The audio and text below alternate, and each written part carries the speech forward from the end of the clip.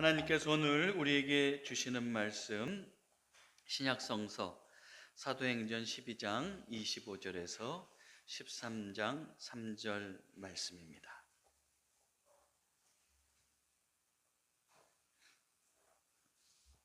이 계시의 말씀을 봉독할 때에 살아계신 하나님의 음성을 들으시기를 기원합니다.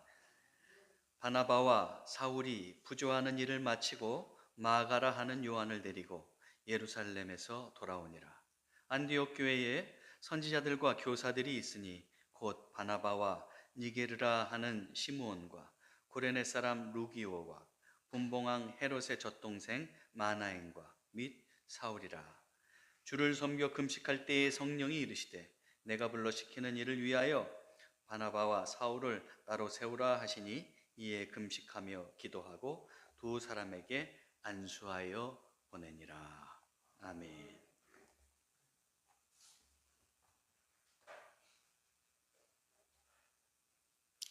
어느 돈 많은 사람이 미시시피 강에 이제 큰 아주 웅장한 기선을 띄우고 싶었습니다. 그래서 사람들에게 주문해가지고 아주 훌륭한 배를 만들었어요. 그 배는 특히 백호동 소리가 아주 웅장하게 울렸는데 그 백호동 소리가 울릴 때면 수마일 밖에서 사람들이 그 소리를 듣고 몰려왔다고 합니다. 그런데 이상하게도 그 백호동 소리가 울릴 때마다 배가 움직이지를 않는 겁니다. 선장이 기관장에게 그 이유를 물었습니다. 그랬더니 그 이유가 어디에 있었느냐? 백고동이 웅장하게 울릴 때 너무 많은 에너지를 써가지고 배가 그때 움직일 수가 없다는 거예요. 소설가 마크 트웨인의 그 미시시피 강의 시선이라는 그 소설에 나오는 내용입니다. 배의 기본적인 목적은 뭡니까? 물살을 잘 가르고 잘 움직여 가는 것이겠죠. 백고동이 울리는 것은 부차적인 것이라고 할 수가 있습니다. 그런데 이 배는 진정한 배의 기능보다는 거칠애에 신경을 쓴 나머지 그 배의 근본적인 역할을 하지 못하게 된 겁니다. 저는 이 배의 이야기를 보면서 오늘날의 우리의 교회를 한번 생각해 보게 됩니다. 오늘날 우리의 교회는 어떻습니까? 건물이 크고 웅장하고 아름다운 교회들이 많이 있습니다. 그러나 외관에 비해서 만약에 교회가 교회다운 역할을 하지 못한다면 그것은 문제일 것입니다. 19세기 덴마크 철학자 키에르케고르가 당시의 교회의 모습을 이렇게 개탄한 적이 있습니다. 예수 그리스도는 물로 포도주를 만들었는데 오늘의 교회는 포도주를 오히려 물로 변질시키고 있다. 교회의 참된 의미가 희석되고 있다는 말입니다. 이것이 과연 키에르케고르가 살았던 그 당시의 교회만의 문제일까요? 교회가 건물이 아니라 그 내용이 아름다울 때 하나님께서 기뻐하시고 또한 하나님께서 그 교회를 들어 쓰실 것입니다. 사도행전 11장부터 나오는 교회가 있습니다. 그 교회는 안디옥 교회입니다. 안디옥 교회는 예루살렘 교회가 핍박을 받자 그 흩어진 교인들이 이방인에게 복음을 전해서 세워진 첫 번째 이방인 교회입니다. 그래서 사도행전 11장 19절에서 21절에 보면 이렇게 되어 있습니다. 그때에 스데반의 일로 일어난 환란으로 말미암아 흩어진 자들이 베니게와 구브로와 안디옥까지 이르러 유대인에게만 말씀을 전하는데 그 중에 구브로와 구레네 몇 사람이 안디옥에 이르러 헬라인에게도 말하여 주 예수를 전파하니 주의 손이 그들과 함께 하심에 수많은 사람들이 믿고 죽게 돌아오니라. 안디옥에서 이방인에게도 복음을 전했는데 그 이방인들이 믿기 시작한 거예요. 그 전까지는 이방인에게 복음을 전할 거라고는 상상을 못했었죠. 그런데 그들이 복음을 받아들이고 교회를 세우고 또 교회다운 일들을 해나가는 거예요. 그런 증거들을 우리는 성경에서 찾아볼 수가 있습니다. 이 안디옥 교회는 믿음의 열심이었습니다. 특별히 바나바와 사울이 1년 동안 안디옥 교회에서 가르치면서 이제 교인들을 교육시켰는데, 그때 교회는 영적으로 성장했고 안디옥 교인들은 그리스도인이라고 하는 별명을 얻었습니다. 그래서 11장 26절에 보면 제자들이 안디옥에서 비로소 그리스도인이라 일컬음을 받게 되었더라. 그리스도인이라, 그리스도에 속한 자다, 그리스도를 본받는 사람이다 하는 그런 아름다운 별명을 얻게 된 겁니다. 안디옥 교회는 그리스도를 본받아 사는 공동체였습니다.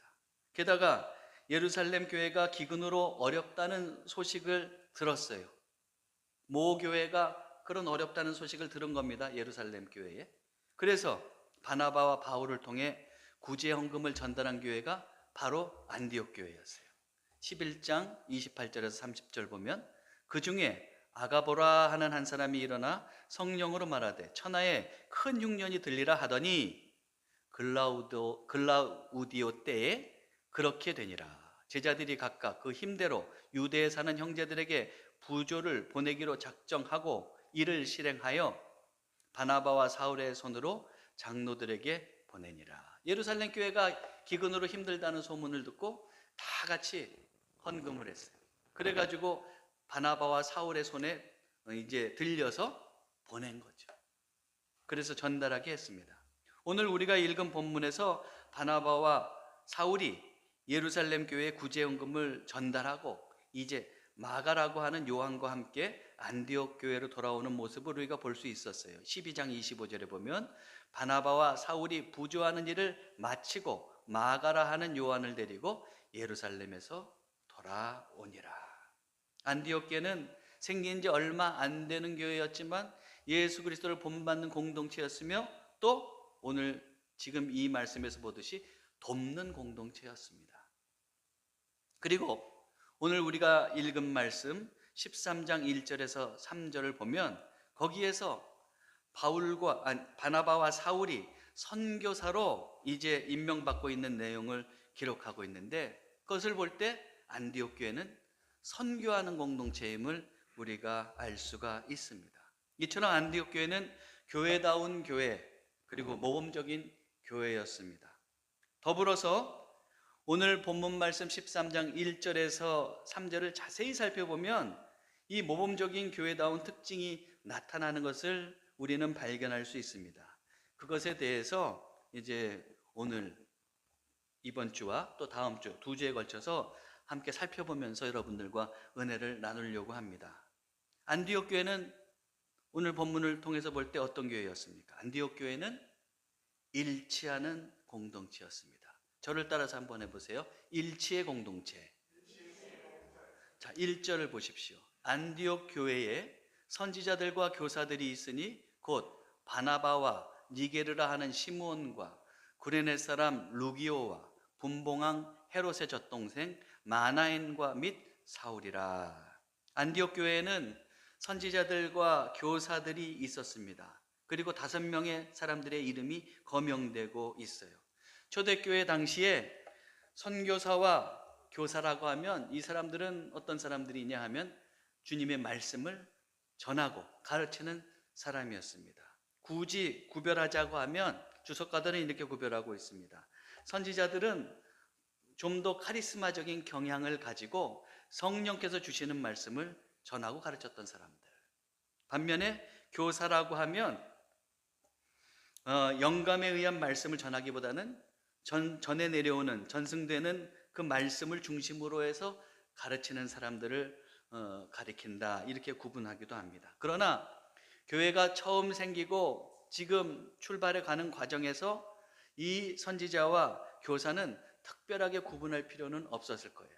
둘 다 공히 하나님의 말씀을 가르치는 역할을 하고 있었다고 볼 수가 있습니다.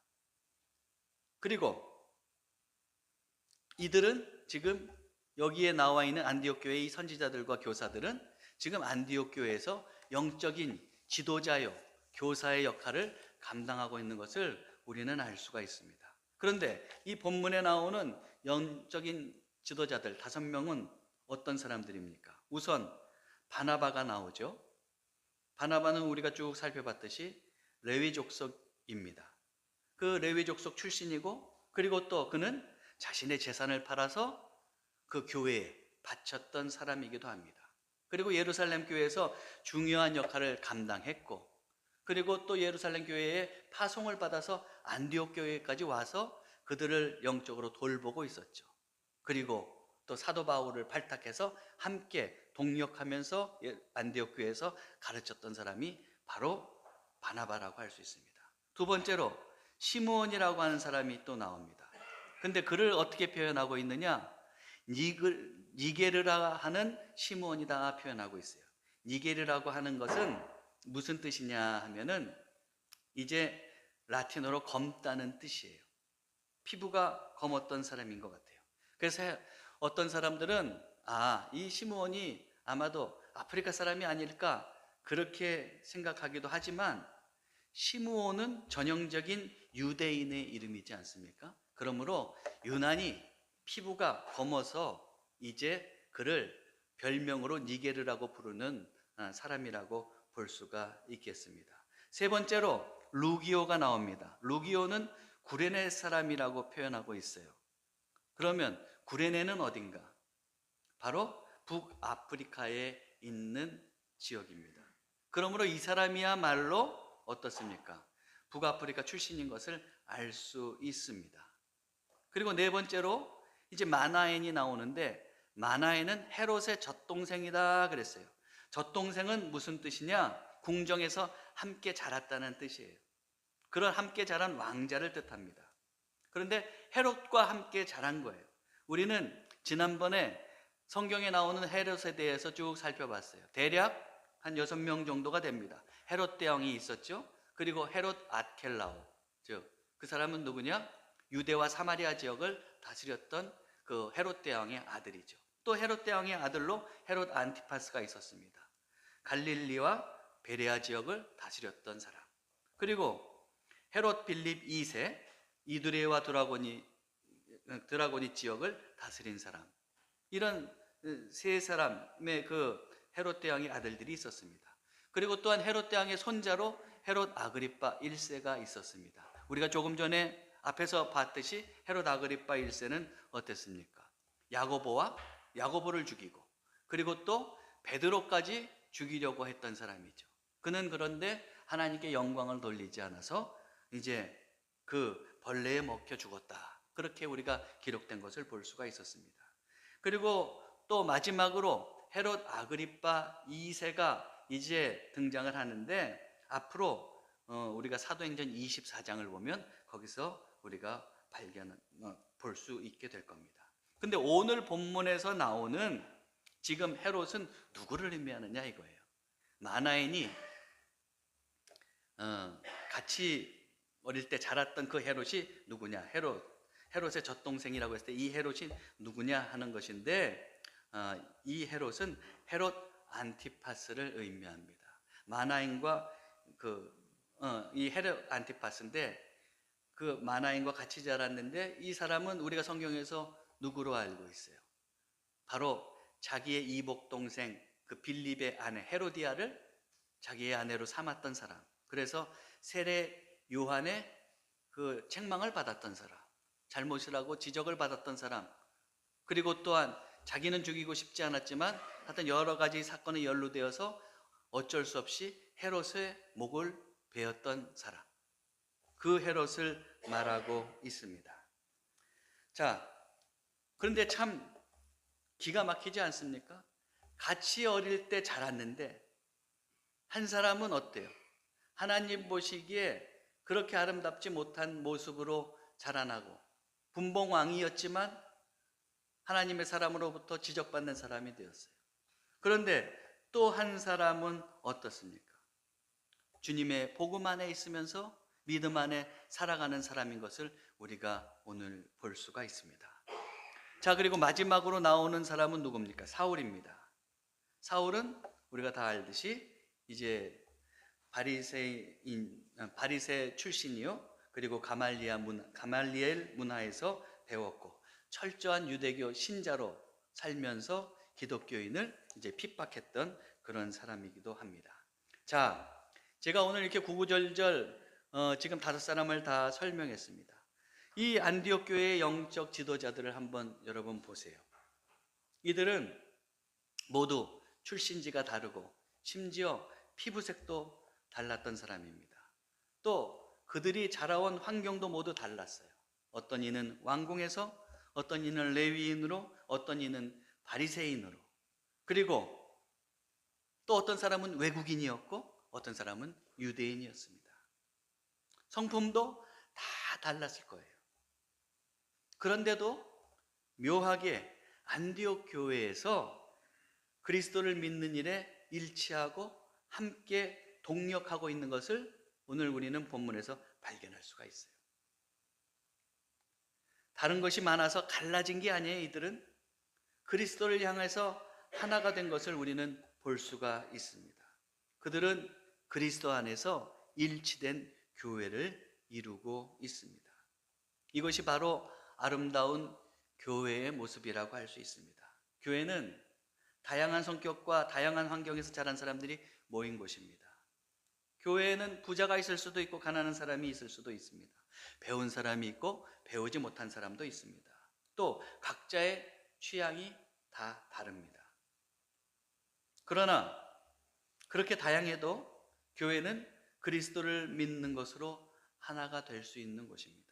교회는 절대로 차별이나 분열이 있어서는 안 됩니다. 그것은 하나님께서 원하시는 것이 아닙니다.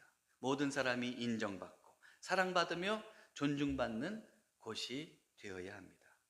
교회가 일치하지 못하고 차별로 인하여 함부로 갈 수 없는 것이 된다면 그것은 진정한 교회라고 할 수가 없습니다. 껍데기는 교회라고 할지라도 이미 교회의 본질을 상실한 장소가 되고 말 것입니다. 제가 오래전에 읽은 괭이 부리말 아이들이라고 하는 소설책이 있어요.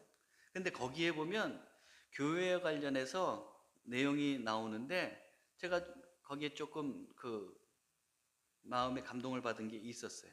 제가 한번 그 내용을 읽어드릴 테니까 한번 제가 내용을 읽어드릴 때 그림을 한번 그려보면서 한번 들어보시기 바랍니다. 영혼의 집으로 올라가기 위해 햇님 수포를 돌아 언덕을 오르면 커다란 붉은 벽돌 교회가 떡 버티고 서 있다. 영혼은 언덕을 오를 때마다 눈앞을 가로막는 교회를 보면 화가 치밀었다. 영호가 아직 어리고 교회가 마을과 어울릴 만큼 작던 시절 영호도 교회에 열심히 다닌 적이 있었다. 교회에 가서 우리 집도 부자가 되게 해달라고, 제발 수학 공부 좀 잘하게 해달라고 간절히 기도를 했다. 물론 그 기도는 한 번도 이루어진 적이 없었다. 교회는 마을 한가운데에 있었지만 일요일 아침이 되면 다른 동네에서 오는 신자들이 더 많았다. 어른들 말로는 교회 목사님의 안수기도가 용하다는 소문이 짜하다고 했다. 그래서 일요일 아침만 되면 동네 어귀의 소방도로가 승용차로 가득 찼다. 밖에서 온 사람들은 동네 사람들보다 안수기도도 더 많이 받고 교회의 집사도 되고 장로도 되었다. 괭이 부리말 사람들은 교회 안에서 점점 주눅이 들어갔다. 예배 시간이 되면 다른 동네에서 온 사람들과 괭이 부리말 사람들이 갈라 앉았다. 아이들도 서로 패가 갈렸다. 다른 데서 온 아이들은 괭이 부리말 아이들과 절대 놀지 않았다. 영호와 영호 친구들은 누가 먼저랄 것도 없이 교회 다니기를 그만두었다. 몇 년 전 교회는 교회 앞에 있던 판잣집들을 헐고 커다랗게 새 건물을 지었다. 건물만 큰 게 아니라 큰 십자가가 달린 철탑도 2개나 되었다. 밤이 되면 철탑 위의 십자가는 충혈된 눈동자처럼 붉은 빛을 띠고 밤새 괭이 부리말을 내려다 보았다. 철이 들고 나서 영호는 교회가 부자 되게 해달라, 공부를 잘하게 해달라고 기도하는 것이 아니란 것을 알게 되고 진짜로 하나님이 부자들의 소원만 들어준 것은 아니라는 것도 알게 되었다. 하지만 영호는 코딱지만한 괭이 부리말을 다스리는 봉건 영주처럼 동네 꼭대기에 떡 버티고 서 있는 교회에 정이 가지 않았다. 요즘처럼 외롭고 힘들 때 영혼은 어디서든 위로를 받고 싶었다. 저 교회라도 들어가 엎드려 기도를 하고 싶었다. 그러나 영혼은 큰 교회의 문을 열고 들어갈 용기가 없었다. 오히려 교회 앞에만 가면 더 주눅이 들었다. 이 저자가 이런 글을 썼을 때에는 제가 생각하기엔 아주 없는 일을 쓴 것 같지는 않아요. 어쩌면 유년 시절에 본인이 경험했던 것을 바탕으로 썼을지도 모를 일입니다. 교회가 힘으로 사람들을 들어오지 못하게 가로막지는 않을지라도 서로 일치하지 못해서 눈에 보이는 차별과 장벽이 있어서 그것 때문에 교회에 들어가지 못한다면 문제입니다. 교회는 분열과 다툼이 있는 곳이 되어서는 안 됩니다. 모든 이에게 열려있는 공동체가 되어야 하고 교회 구성원이 또한 일치하는 그런 공동체가 되어야 합니다. 1960년대 유명한 복음주의자이고 또 교회의 선지자적 역할을 감당했던 그 R.A. 토조 목사님이 있어요. 그 목사님이 오늘날의 교회에 대해서 세 가지로 문제점을 지적했습니다. 첫째, 믿는 자가 성장하지 않고 항상 어린아이로 머물러 있으며 살만 찐다고 그렇게 평가했어요. 두 번째, 교회가 믿는 자가 교회 안에서 마땅히 해야 할 일을 알지 못하고 오직 구경만 한다. 세 번째는 믿는 자가 서로 일치되지 않고 분열과 다툼만 일삼는다. 토조 목사님은 이것을 해결할 수 있는 길은 오직 하나님을 알 때 가능하다고 말했습니다.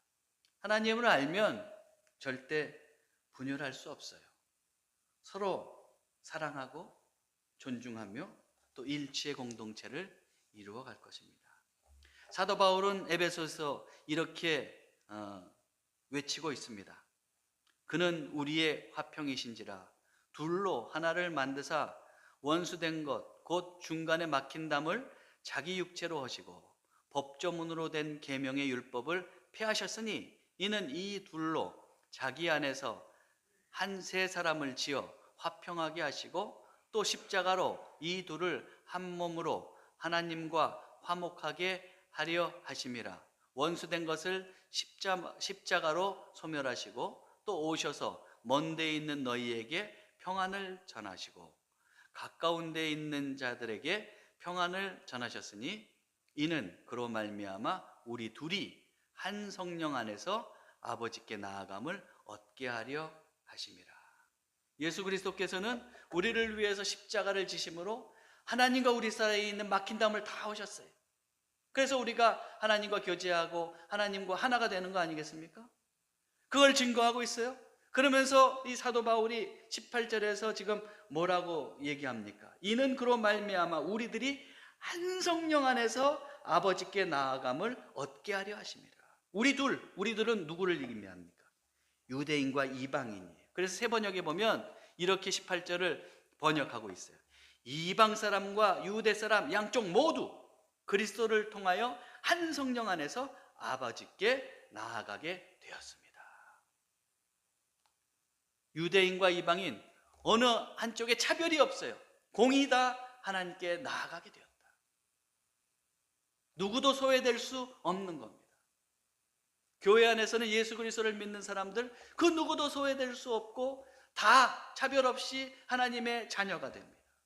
그리고 하나님 안에서 자기의 지위가 어떻게 있든지 간에 자기의 지식이 얼마나 많든지 간에 자기가 얼마나 돈을 많이 가지고 있느냐 그것에 따라서 결정되는 것이 아니라 모두 한 하나님의 자녀로 일치의 공동체를 이루어간다는 것을 우리는 기억해야 합니다.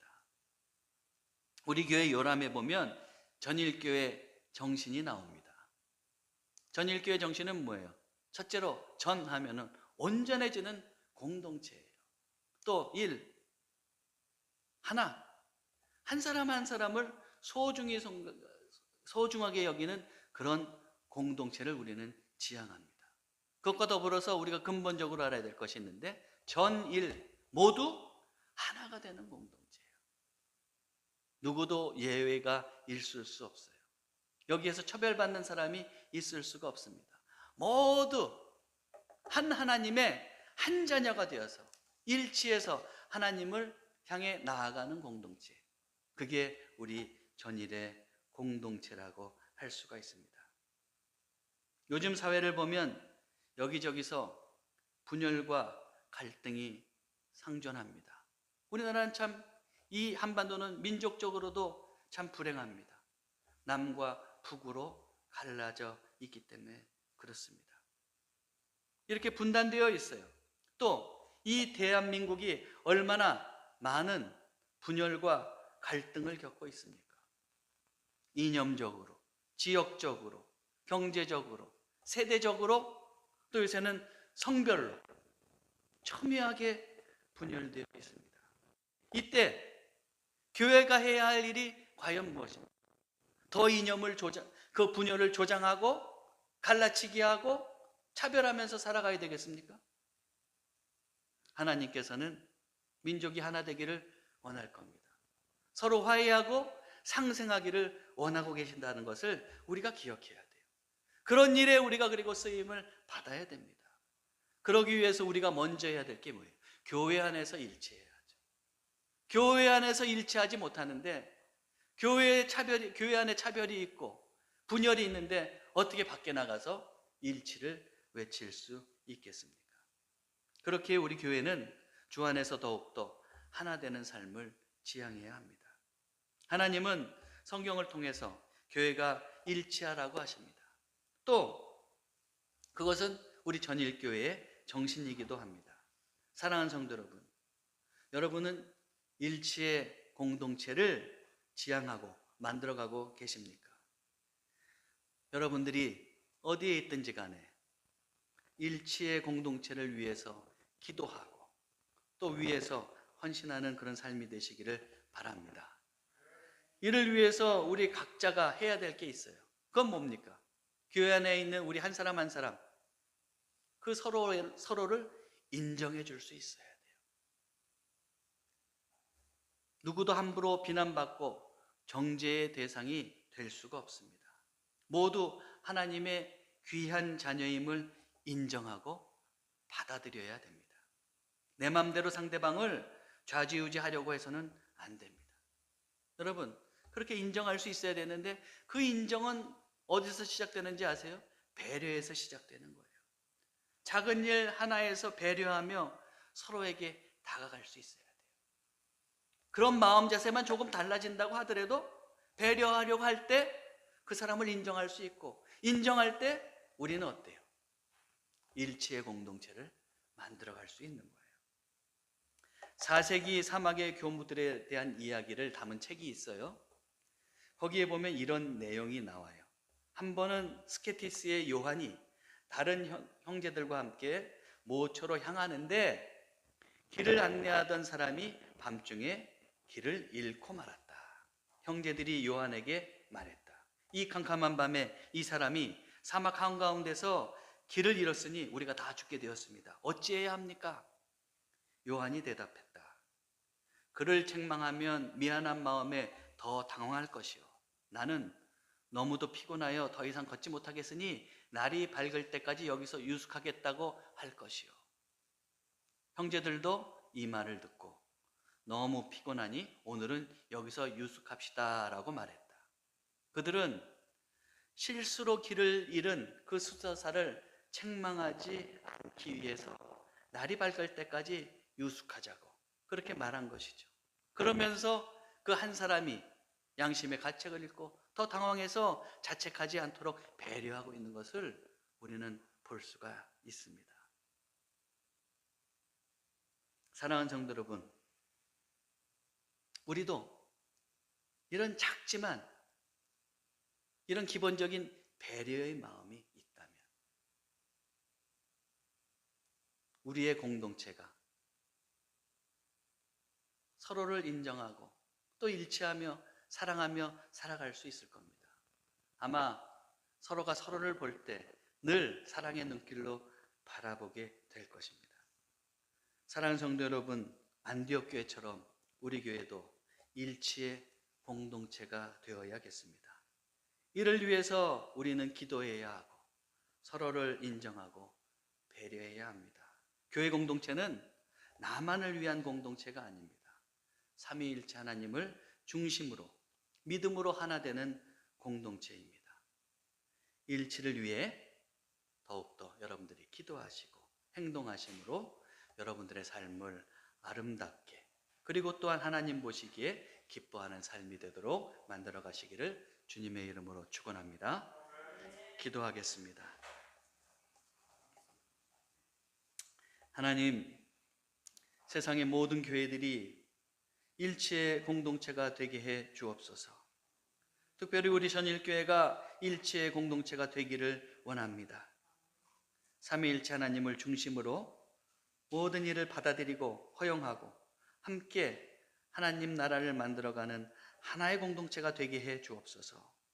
더욱이 일치하기를 원하시는 주님의 뜻을 알게 된 우리 전일교회 성도들이 각자의 삶의 자리에서도 가정에서도 사회에서도 일치의 모범을 보이게 하시고 교회 안에서 더욱더 인정하며 배려하며 살아감으로 이 전일의 공동체를 아름다운 들꽃의 공동체로 만들어가게 해 주옵소서.